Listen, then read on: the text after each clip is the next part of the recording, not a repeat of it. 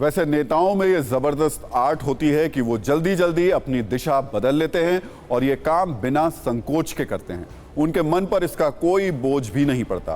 किसी आम आदमी के लिए ये करना संभव नहीं है। ये विशेष गुण नेताओं में ही पाया जाता है कि सुबह ब्रेकफास्ट के समय किसी को अपशब्द कहें और उसी के साथ मुस्कुराते हुए लंच कर लें, या दोपहर में किसी रैली में किसी को अपशब्द कहें और शाम में चाय के वक्त पर सफाई दे दें। राजनीति में इसे हाथ की सफाई भी कहा जा सकता है।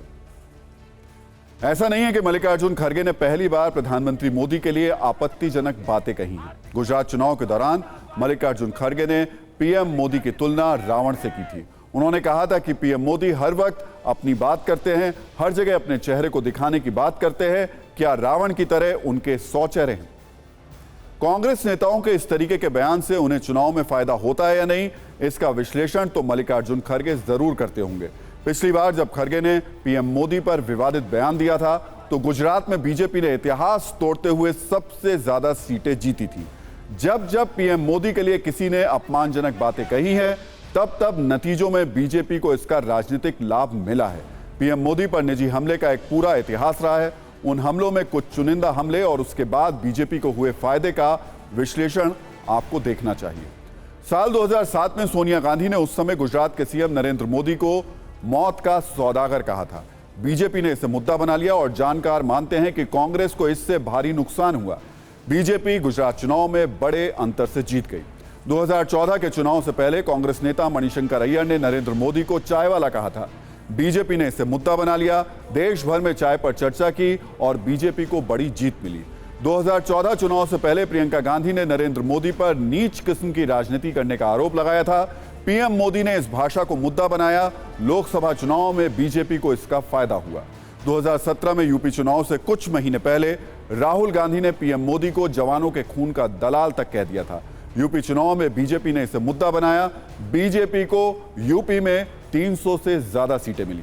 2019 के लोकसभा चुनाव से पहले राहुल गांधी ने पीएम मोदी पर हमला करते हुए कहा कि चौकीदार चोर है। बीजेपी ने इसके जवाब को कैंपेन बना लिया। मैं भी चौकीदार कैंपेन चलाया गया। बीजेपी को लोकसभा में 300 से ज्यादा सीटें मिली। ऐसा अक्सर देखा गया है कि जब जब पीएम मोदी पर निजी हमले हुए हैं तो बीजेपी इसे मुद्दा बनाती है और उसे इसका राजनीतिक फायदा भी होता है। विपक्षियों की तरह इस तरीके की भाषा पर पीएम मोदी ने एक बार तेलंगाना की एक रैली में कहा था कि उन्हें रोजाना 2-3 किलो गाली मिलती है, लेकिन उनका शरीर उन गालियों को पोषण में बदलने में बदल देता है। लोग मुझे पूछते थकते नहीं हो, तो मैंने उनको समझाया, देखो भाई, मैं डेली 2 किलो, 2.5 किलो, 3 किलो गाली खाता हूं।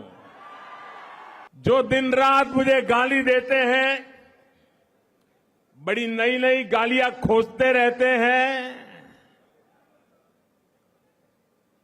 मैं उन्हें कहना चाहता हूं,